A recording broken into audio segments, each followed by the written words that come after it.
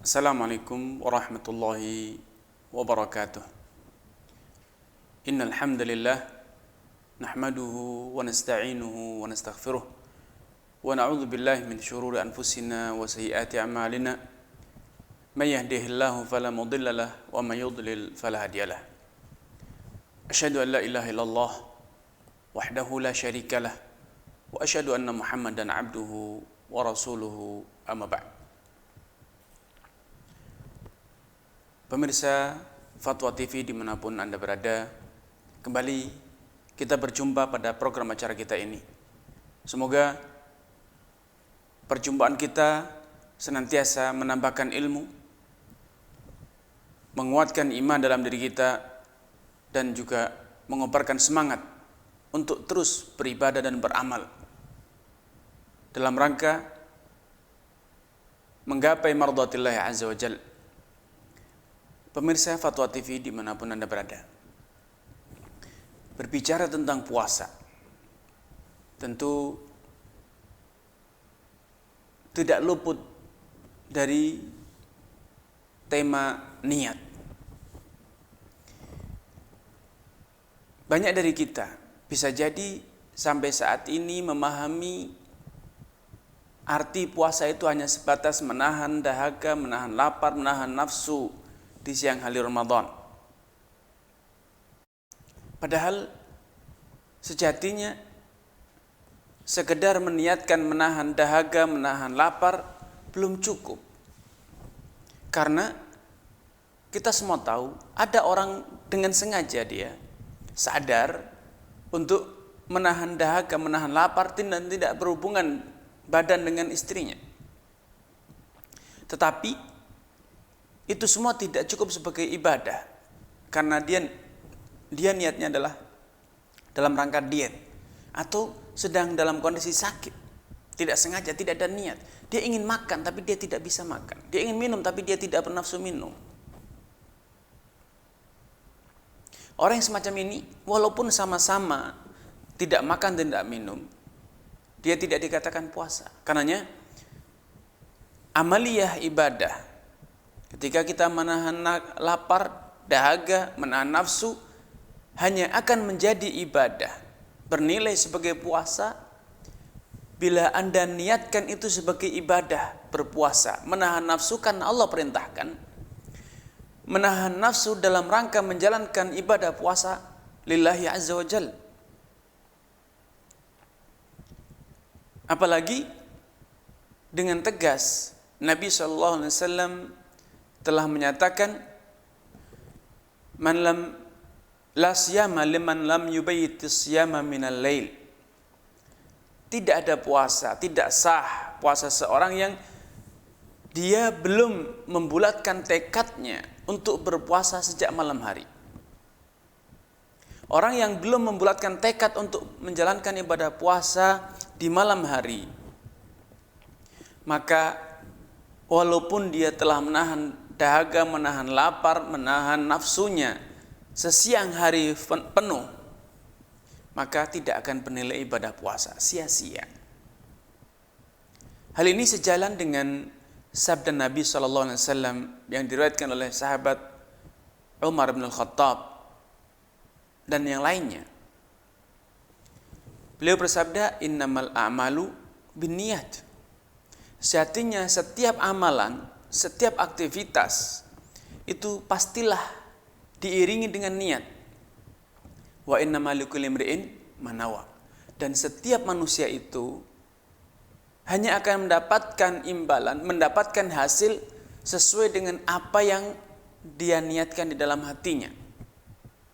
Nah, kalau Anda menahan dahaga, menahan lapar, menahan nafsu hanya karena tidak bernafsu, tidak berselera, atau dalam rangka Anda sedang diet,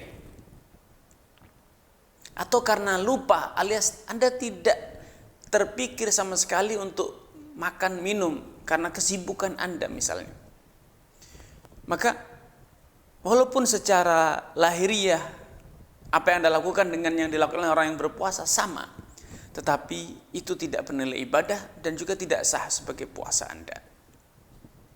Sampai Anda sebelum fajar dalam kondisi sudah berniat ingin menjalankan ibadah, ingin menjalankan ubudiyah kepada Allah, beribadah kepada Allah dengan cara menahan nafsu sejak terbitnya fajar hingga terbenamnya matahari. Ini yang disebut dengan niat. Ya. Dan ini merupakan salah satu rukun dari ibadah puasa Anda.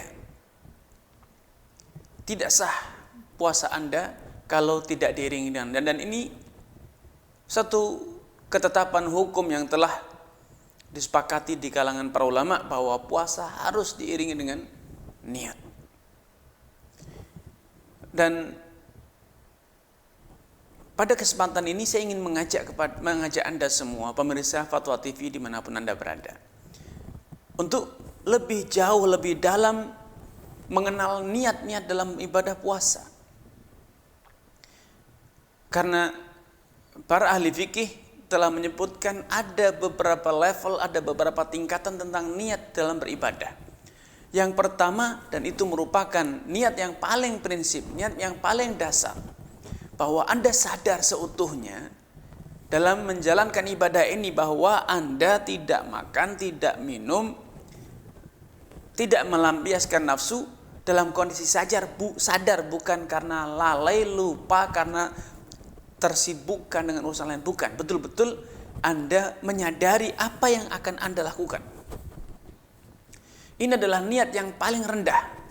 Dan fungsi niat ini adalah membedakan antara orang yang bernalar sehat, orang yang sadar, dengan orang yang mungkin berakal tidak sehat, mengalami gangguan nalar, atau orang yang lupa.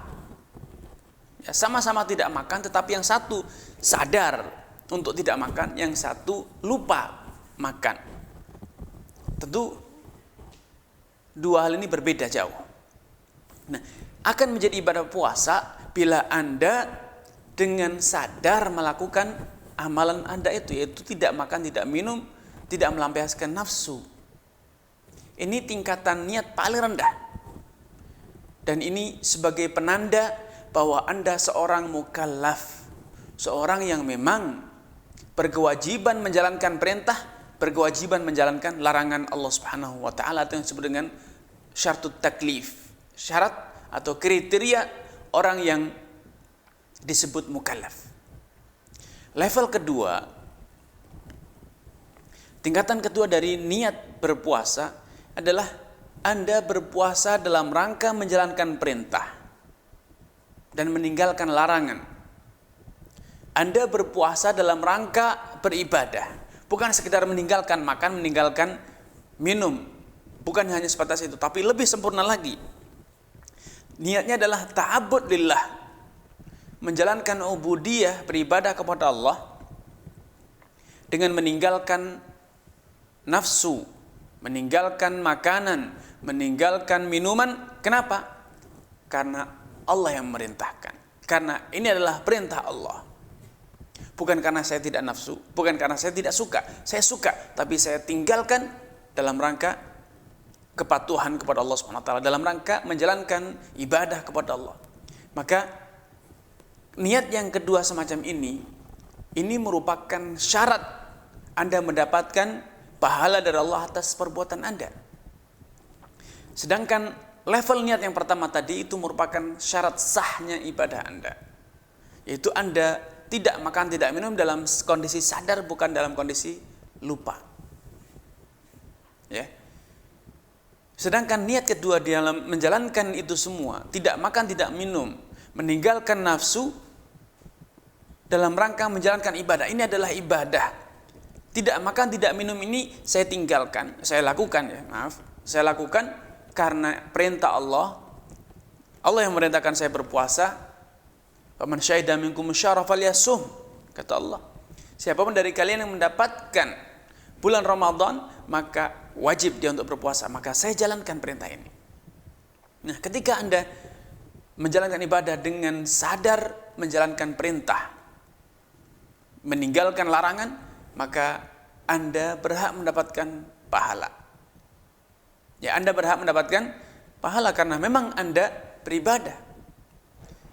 seluruh keutamaan-keutamaan puasa, pahala yang Allah berikan kepada orang yang berpuasa, misalnya Allah akan jauhkan dia dari ancaman neraka sejauh 70 tahun perjalanan. Allah juga akan berikan bahwa aroma mulut orang yang berpuasa kelak di hari kiamat akan lebih harum dibanding minyak kasturi. Itu akan Anda dapat karena Anda betul-betul telah menjalankan ibadah lillahi azza wa jal dengan meninggalkan makan, minum, dan nafsu Anda. Sekali lagi, ini adalah syarat amalan Anda dikatakan ibadah, dan itulah yang namanya ikhlas. Yaitu ketika motivasi Anda dalam melakukan suatu tindakan, suatu amalan karena lillah, karena kepatuhan kepada perintah dan kepatuhan terhadap larangan. Level niat ketiga yang ini tentu lebih tinggi. Ya. Anda meninggalkan makan, meninggalkan minum, meninggalkan syahwat Anda dalam rangka meneladani Nabi Shallallahu Alaihi Wasallam. Setiap amalan Anda upayakan, Anda usahakan dengan sadar, dengan sungguh-sungguh, agar setiap amalan Anda itu betul-betul sesuai dengan teladannya Nabi Shallallahu Alaihi Wasallam. Ketika Anda makan sahur, Anda sadar untuk mengakhirkan sahur Anda di waktu terakhir sebelum fajar terbit. Ketika Anda berbuka puasa, Anda pun menyegerakan berbuka puasa bukan karena Anda sudah menggebu ingin makan, sudah bernafsu ingin minum, bukan sebatas itu, tetapi dalam rangka meneladani sunnah Nabi Sallallahu Alaihi Wasallam. Karena Rasulullah bersabda, la yazalun nasu fi khairin ma akharul sahur wa ajalul fitr. Sejatinya umatku akan terus dalam kondisi baik selama mereka itu menyegerakan makanan puasa, makanan berbuka puasa, dan mengakhirkan sahur. Anda meneladani itu. Anda setiap tindakan terobsesi dengan keteladanan Nabi. Tasahharu fa inna fis sahuri barakah. Anda ketika menyantap hidangan sahur, yang Anda ingat, yang ada di pikiran Anda membayangkan, menghadirkan dalam diri Anda bahwa Anda sedang menjalankan keteladanan kepada Nabi Sallallahu Alaihi Wasallam. Ya, niat ibadah terlaksana dengan sekedar Anda tidak makan dan minum dalam rangka menjalankan puasa, beribadah kepada Allah. Tapi bisa jadi Anda tidak makan sahur karena Anda malas. Atau ketika Anda berbuka, Anda mungkin berbuka dengan hal-hal yang Anda suka, minum jus, minum misalnya kopi atau teh. Tetapi orang yang ketika menjalankan puasa berupaya untuk meneladani Nabi, laqad kana lakum fi Rasulillah uswah, sungguh bagi kalian pada diri Nabi sallallahu alaihi wasallam terdapat keteladanan. Maka ini tentu lebih sempurna. Sehingga ketika Anda berbuka, Anda berusaha ketika berbuka betul-betul sesuai yang dicontohkan oleh Nabi. Yang dicontohkan oleh Nabi. Ya, ketika Anda berbuka, Anda berusaha betul-betul agar tata cara Anda berbuka pun sesuai dengan yang dicontohkan Nabi. Sehingga seperti kata Aisyah, bahwa Nabi SAW ketika berbuka, aftar ala rutobat, berbuka dengan menyantap beberapa biji rutob, korma segar. Fa'ilam majid fa'ala tamarat. Kalau beliau tidak mendapatkan rutob, korma segar, maka beliau memakan beberapa biji korma.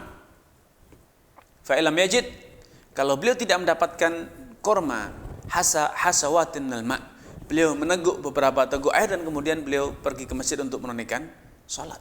Anda menjalani itu dalam rangka apa? Meneladani Nabi Shallallahu Alaihi Wasallam.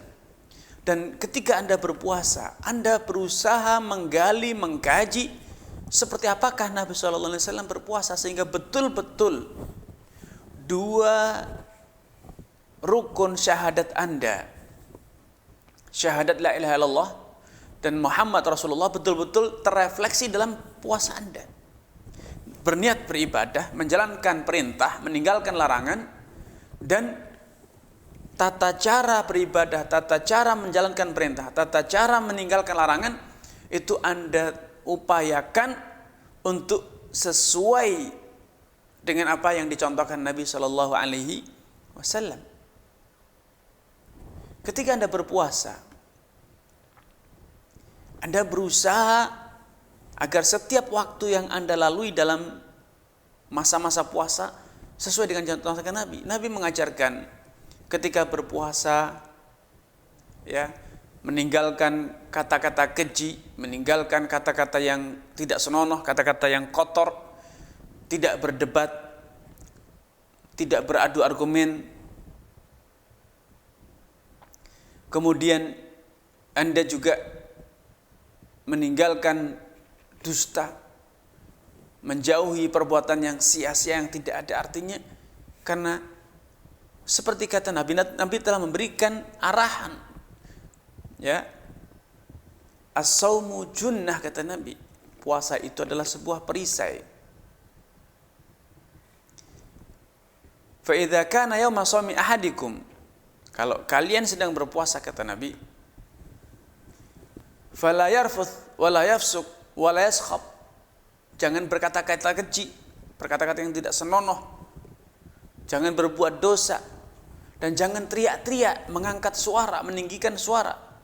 Fa in qatalu ahadun aw sabahu, kalau sampai diganggu, dibuli, dimaki oleh orang, katakan aku sedang berpuasa, betul-betul sadar sedang menahan nafsu, mengendalikan nafsu.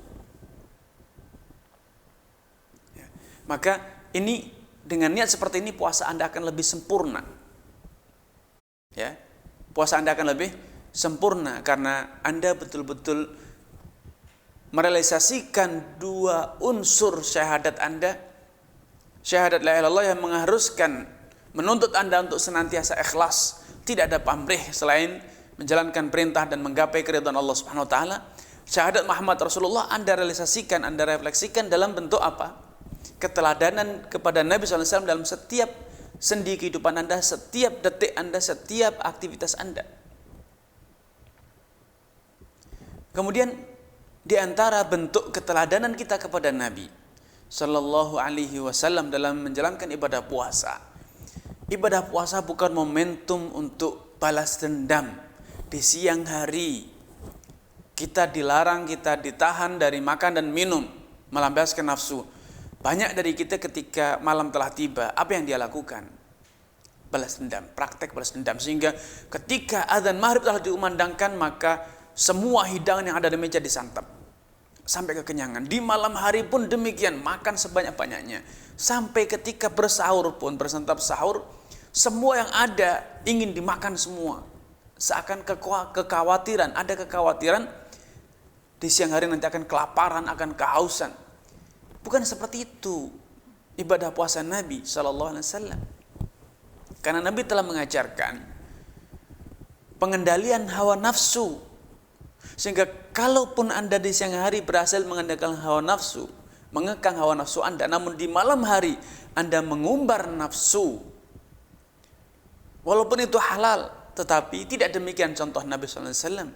Nabi mencontohkan dalam urusan makan, yakfil mu'min luqaimatun yuqimna sulbahu, cukuplah bagi seorang muslim itu beberapa suap makanan yang dengannya dia bisa mempertahankan hidupnya, menegakkan punggungnya. Artinya dia dalam kondisi hidup sehat walafiat. Fa in kana la mahala, namun kalau ia betul-betul tidak tahan dengan hal itu, tidak mampu, hanya beberapa suap, dia ingin makan, maka fa thuluthun li ta'amihi, sepertiga ruang perutnya untuk makanan, wa thuluthun li syarabi, sepertiga selanjutnya untuk minum, wa thuluthun li nafasih, dan sepertiga selanjutnya untuk apa? Untuk ruang bernafas Anda. Jangan ada balas dendam di malam hari Ramadan. Makan sebanyaknya, minum sebanyaknya hingga kekenyangan. Dan Di antara bentuk keteladanan, tidak sepatutnya ketika kita berpuasa menghadirkan hidangan, berbagai macam hidangan sebanyak mungkin yang sebelumnya tidak dilakukan di hari-hari biasa. Walaupun Allah Subhanahu wa taala telah katakan dalam Al-Qur'an, wa kulu washrabu hatta yatabayyana lakumul khaytul abyadu minal khaytil aswadi minal fajr. Makan dan minumlah. Silahkan kalian makan, silahkan kalian minum sampai menjadi nyata bagi kalian apa? Benang putih yang menandai datangnya siang dari benang hitam yang itu menandakan masih malam hari atau gelap kulitannya malam hari. Yang itu ditandai dengan apa? Dengan terbitnya fajar. Ya. Jangan ada balas dendam karena Nabi telah memberikan keteladanan dalam urusan makan dan minum. Kul washrab walbas wa tasaddaq, kata Nabi. Silahkan kalian makan, silahkan kalian minum, silahkan kalian mengenakan baju, silahkan kalian bersedekah. Namun ingat, ada dua pantangan. Min ghairi sarafin wala makhilah. Asalkan kalian tidak terjerumus dalam urusan makan, minum, berpakaian, bersedekah, tidak terjerumus, tidak terperangkap dalam apa? Saraf, berlebih-lebihan. Silakan Anda merenung. Jumlah menu yang ada di meja makan Anda, porsi makan yang Anda santap di bulan Ramadan, bandingkan dengan jumlah makanan minuman yang ada di meja makan Anda di luar bulan Ramadan. Bandingkan jumlah yang Anda santap di bulan Ramadan dengan yang apa Anda santap di luar bulan Ramadan. Bandingkan belanja makan Anda, belanja dapur Anda di malam Ramadan, di hari Ramadan dengan belanja Anda di luar Ramadan. Akankah belanja di bulan Ramadan lebih besar? Pantaskah apa yang Anda santap, apa yang dihidangkan di meja Anda lebih banyak, lebih variatif dibanding apa yang ada di meja Anda di hari-hari biasa? Demikiankah keteladanan Nabi? Demikiankah praktek Nabi dalam berpuasa? Tentu tidak. Tentu tidak. Nabi SAW tidak menyiapkan hidangan spesial, tidak melipat gandakan masakan di bulan Ramadan. Karena memang substansi inti dari puasa adalah menahan nafsu.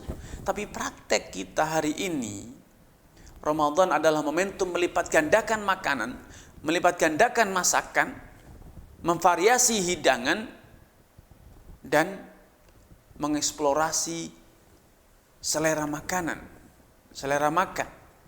Tentu tidak demikian tujuan dari puasa. Karena itu jangan heran, walaupun kita telah berpuasa, inti dari ibadah puasa itu takwa, seakan belum terwujud dalam diri kita. Kita telah berpuasa sekian kali, sekian tahun. Ada dari kita yang berpuasa 20 tahun ya berturut-turut. Ada yang berpuasa 30 tahun berturut-turut, ada yang 40 tahun berturut-turut. Namun seakan hakikat dari puasa itu yaitu takwa belum terwujud dalam diri Anda. Karena inilah praktek, inilah potret dari puasa kita. Meneladani Nabi SAW belum seutuhnya kita tunaikan. Kita hanya sebatas menjalankan puasa dengan sadar. Kita baru sampai pada level mengharapkan pahala dari Allah Subhanahu wa taala, namun di saat yang sama kita masih terjerumus dalam dosa, perbuatan saraf, perbuatan makhilah, berbangga-bangga, berlomba-lomba dalam urusan masakan dan hidangan. Sehingga di satu sisi kita mendulang pahala, di sisi yang lain kita pun menimbun dosa. Coba Anda amati isi kulkas Anda, isi dapur Anda.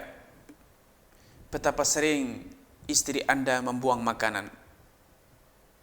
Betapa sering istri Anda mengeluhkan kesusahan untuk menyimpan sisa-sisa makanan. Suatu kejadian yang di luar bulan Ramadan tidak terjadi. Istri Anda tidak begitu sering mengeluh, bahkan mungkin tidak pernah mengeluh tentang masih banyaknya sisa hidangan yang tidak termakan. Di luar Ramadan bisa jadi istri Anda hanya masak 2 hari sekali. Hari kedua menghabiskan sisa makanan kemarin. Tapi di bulan Ramadan istri Anda setiap hari masak. Setiap hari menyediakan hidangan. Tentu ini praktek-praktek semacam ini perlu kita benahi agar nilai-nilai takwa terwujud dalam diri kita. Akhwatul iman, pemirsa Fatwa TV dimanapun Anda berada. Level ketiga adalah meneladani Nabi SAW dalam menjalankan ibadah puasa. Sehingga betul-betul puasa kita ikhlas lillahi azza wa jal dan sejalan dengan keteladanan Nabi SAW. Di antara hal yang perlu diluruskan berkaitan dengan niat level ketiga ini, Nabi SAW mengajarkan kita untuk berpuasa. Allah merintahkan kita untuk berpuasa bukan agar kita lelah, bukan agar kita lemas karena kelaparan, tidak. Tetapi Nabi SAW mencontohkan kepada kita di bulan Ramadan, beliau melipat gandakan ibadah karena aktivitas duniawinya dikurangi, aktivitas makan minumnya dikurangi, sehingga yang terjadi waktu yang sebelumnya tersita untuk makan dan minum, kegiatan masak dan lain sebagainya itu dialihkan, dimanfaatkan untuk apa? Untuk melipat gandakan ibadah. Karena itu di bulan Ramadan Nabi bermudarasah, tadarus Al-Quran dengan siapa? Dengan Jibril. Di bulan Ramadan Nabi melipat gandakan kedermawanannya, kepeduliannya terhadap kondisi sosial di sekitar. Ya, menyantuni, mencari orang-orang yang fakir, orang yang membutuhkan untuk disantuni dan ditolong dan dibantu. Sehingga sisa waktu yang sebelumnya dimanfaatkan untuk aktivitas dunia, makan dan minum, memasak dan yang sebagainya. Di bulan Ramadan waktu tersebut dialihfungsikan untuk apa? Menunaikan ibadah. Di malam harinya menunaikan sholat tarawih, di siang harinya membaca Al-Quran, berzikir kepada Allah Subhanahu wa Ta'ala. Bukan malah di bulan Ramadan kita menjadi pemalas, lebih sering tidur, lebih banyak tidur dibanding waktu-waktu selain Ramadan. Di hari-hari biasa banyak dari kita yang tidak tidur pagi. Tetapi subhanallah, di bulan Ramadan banyak dari kita melipat gandakan tidurnya. Di malam hari tidur, di pagi hari tidur, di siang hari tidur. Subhanallah. Satu fenomena yang tidak terjadi di luar Ramadan. Padahal seharusnya Ramadan itu adalah bulan momentum kita melipat gandakan amal, bukan mengurangi, bukan malah berleha-leha, bukan malah bermalas-malasan dengan dalih lapar, takut kehausan, takut kelaparan. Subhanallah. Sehingga jangan heran ketika substansi inti dari puasa belum terwujud, terrealisasi dalam diri kita.